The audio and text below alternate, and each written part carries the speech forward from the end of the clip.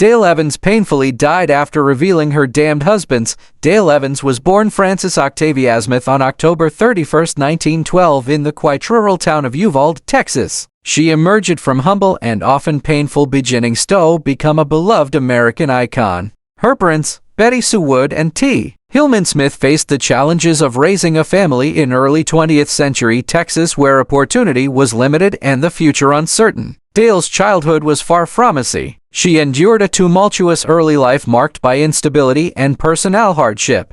Much of her youth was spent not with her parents but under the care of her uncle Dr. L.D. Massey, a well-respected internal medicine physician in Osceola, Arkansas, whose influence provided some sense of structure and exposure to the professional world. Though the environment was secure, Dale longed for familial closeness and direction, a yearning that would echo throughout her formative years. At the tender age of 14, Dale made a decision that would shape the rest of her life. She eloped with Thomas F. Fox, a man she believed would be her partner and provider. This union quickly brought her the joys and responsibilities of motherhood when she gave birth to her only biological son, Thomas F. Fox, Jr. At just 15 years old. However, this dream of family life collapsed only a year later. Abandoned by her husband, Dale found herself a teenage single mother stranded in Memphis, Tennessee. With little more than determination and raw talent to guide her, she was forced to mature rapidly, relying on her resilience and resourcefulness in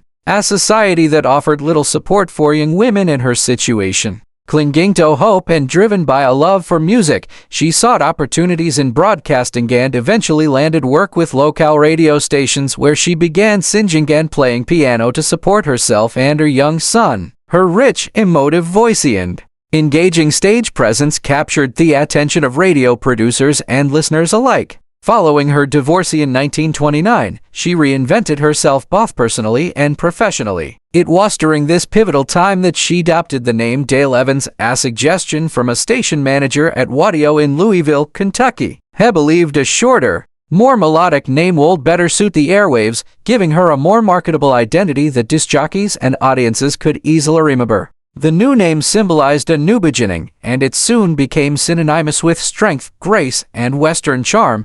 Starting as a secretary at the radio station, Dale soon proved she belonged in the microphone. Her singing career blossomed, and she became known for her expressive voice and versatility in genres like jazz, swing, and big band music. These talents eventually led her to Hollywood, where she secured a screen test and contract with 20th Century Fox. Her star rose quickly, and she was featured on radio programs such as the highly popular Edgar Bergen Carly M. Carthy Show, further enhancing her national reputation. However, her personal life continued to be turbulent. Dale went through 2 more marriages, both of which ended in divorce. Her second marriage to August Wayne Johns lasted from 1929 to 1935, and her third to Robert Dale Butts, a musician and arranger, spanned from 1937 to 1946. Although these unions were unfruitful in terms of lasting happiness or additional children, they helped shape her understanding of human relationships and fueled her faith-based philosophies later in life. During her time at 20th Century Fox, studio executives carefully crafted her public image.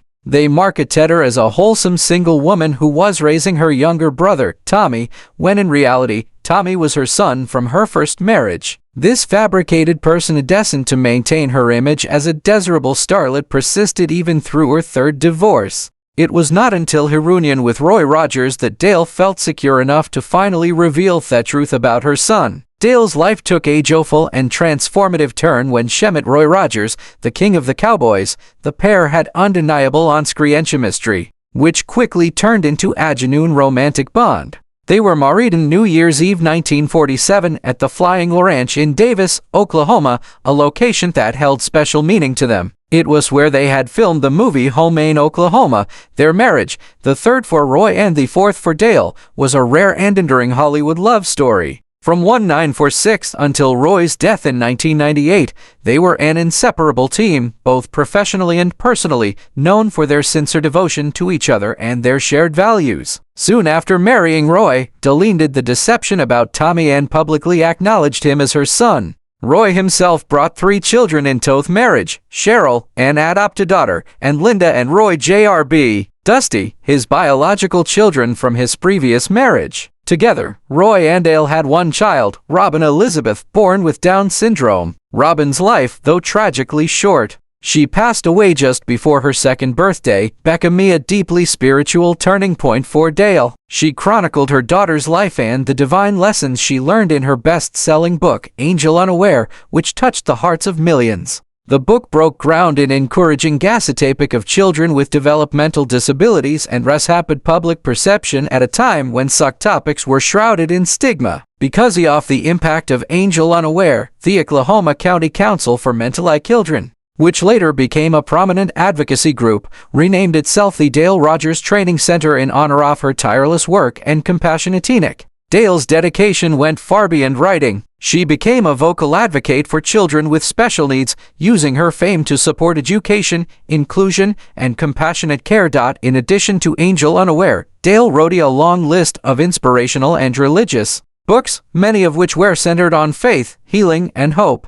Her deeply held Christian beliefs became a guiding force in her later life. She and Roy frequently appeared at Billy Graham crusades where they sang gospel songs, shared their personal testimonies, and inspired audience across the United States to embrace spiritual renewal. The couple continued to grow their family through adoption, taking in 4 more children, Mimi, Dodie, Sandy, and Debbie, offering love and guidance to those in need, and creating a household built on the principles of faith, family, and compassion. From 1951 to 1957, Dale and Roy co-starred in the beloved and family-friendly television program, The Roy Rogers Show, where they portrayed themselves in cowboy and cowgirl roles. Dale, always poised and charismatic, rode her buckskin horse, Buttermilk, becoming a role model toy and girls everywhere who saw in her able of elegance, strength, and courage. Alice Van Springsteen, a trailblazing female stuntwoman, offendable for Dale and Gail Davis,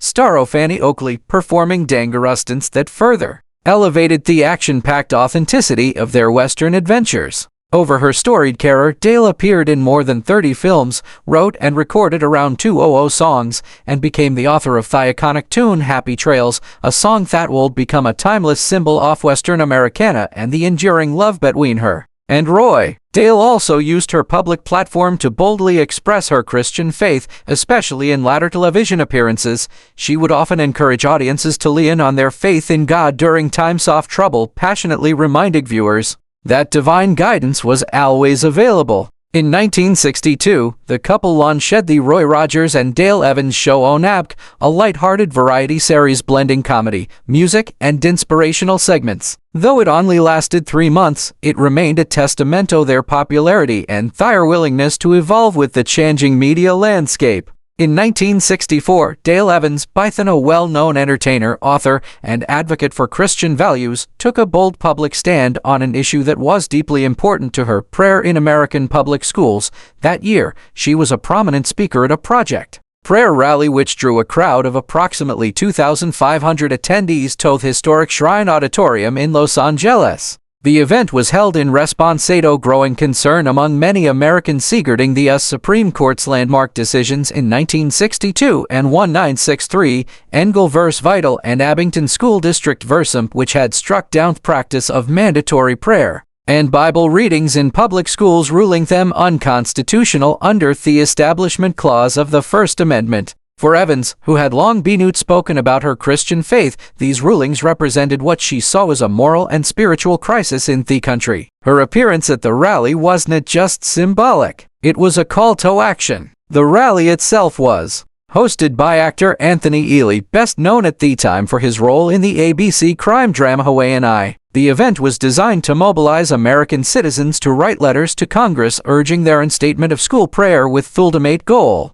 of reversing what many participants viewed as a dangerous erosion of religious influence in American life. It was a moment charged with both political and emotional energy, reflecting a cultural clash between traditional religious values and a rapidly shifting legal landscape. Evans, who was always eloquent and passionate in matters of faith, spoke to the audience with fervor and conviction, declaring, "It's high time that all America stood up to be counted. Let our children learn of the Lord and be free." She received resounding applause. Her words embodied the fears and hopes of millions who felt their spiritual heritage was under siege. The rally featured an array of stars and well-known figures from Hollywood who, like Evans, were willing to put their names and reputations behind the cause.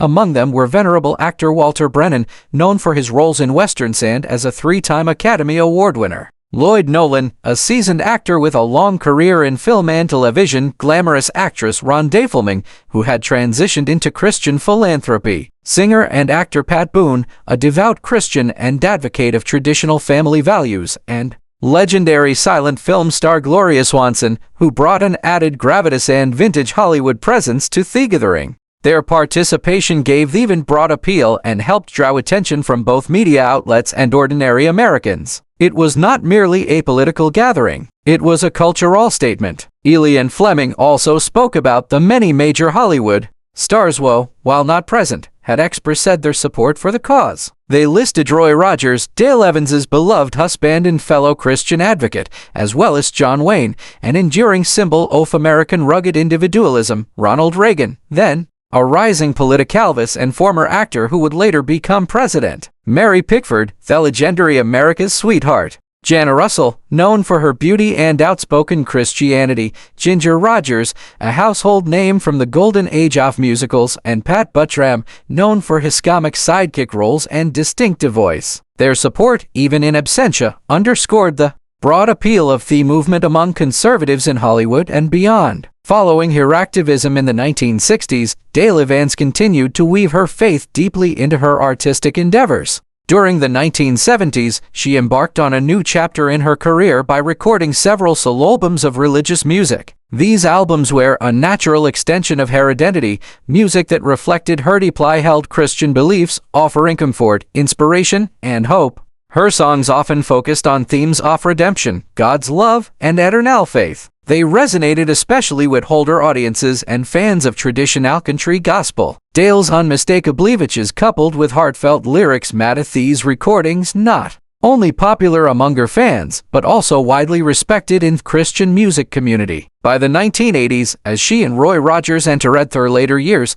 the couple found a new platform for their legacy through television on the Nashville network, TNN, a cable channel dedicated to country music and rural-themed programming. Dale and Roy hosted weekly presentations of their classic films. These broadcasts did more than entertain. They preserved their unique brand of wholesome, family-free fidelity for a new generation. The introductions were personal and offense-infused. With faith-based reflections, the couple reminisced about their film careers, the values that guided their lives, and the spiritual lessons they hoped to share with their viewers. In 1990 seconds, Evans took yet another step in ministering to audiences by hosting her own religious television program. This show provided her with a personal platform to share messages of faith, scripture, and encouragement, particularly aimed at viewers facing challenges such as grief, illness, or loneliness. Drawing from her own life, which included the tragic loss of a child and the ups and downs of a Hollywood career, Evans used her voice to uplift others. Her program was both a ministry and a continuation of her lifelong mission to spread the word of God, inspire hope, and remind people of the strength found in faith. Through her speeches, recordings, public appearances, and religious broadcasting, Dale Evans maintained a powerful presence in American Christian life for decades. Her unwavering belief in the power of prayer, her commitment to family values, and her desire to see God honored in American life remain central themes in her work. In every era, from the glittering post-war days of Hollywood to the rapidly changing media landscape of the late 20th century, Dale Evans remained a steadfast voice of conviction, compassion, and faith. Dale's contributions were widely recognized and celebrated. She earned a star on the Hollywood Walk of Fame for her achievements in radio at 6638 Hollywood Boulevard and another for television at 1737 Vine Street. In 1976, she was honored by the National Cowboy and Western Heritage Museum in Oklahoma City with induction into the Western Performers Hall of Fame. She was further recognized in 1995 when the National Cowgirl Museum and Hall of Fame in Fort Worth, Texas inducted her for her pioneering spirit and lasting influence. In 1997, she was inducted into the Texas Trail of Fame, and in 2002, she ranked head number 134 on KM's 40 Greatest Women in Country Music, affirming her enduring impact on American music and culture.